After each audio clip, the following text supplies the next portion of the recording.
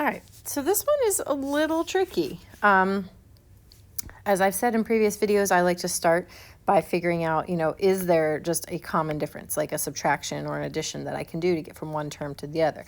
Now, the thing that's interesting about this is we almost have to look at the second difference, because if I start looking at, all right, from here to here, I subtract 6. From here to here, I subtract 2. From here to here, I add 2. From here to here, I add 6.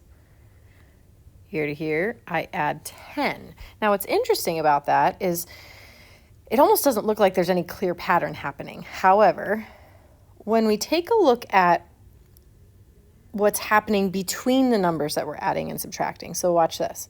Between -6 and -2, we added 4. Between -2 and +2, we added 4 again.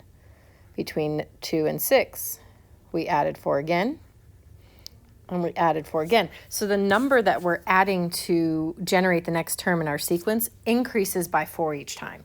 So what that looks like for our sequence is that instead of adding 10 like we did in the previous term, now we're going to add 14. So that puts us at 32.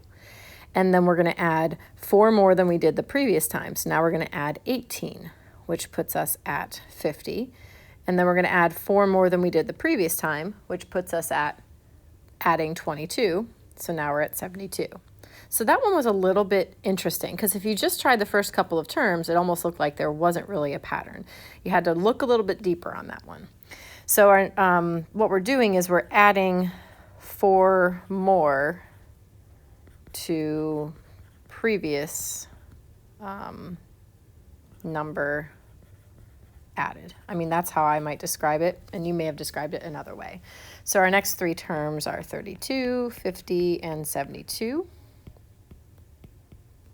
And let's go ahead and graph those. So we have the point 732.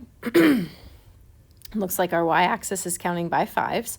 So 732 is going to put me like right about there. 850 is going to put me right there. And then 972 is a little bit off my graph, like right about there. That definitely looks like something you should be familiar with. That looks like a quadratic. You can kind of tell pretty easily where your quadratic is in that.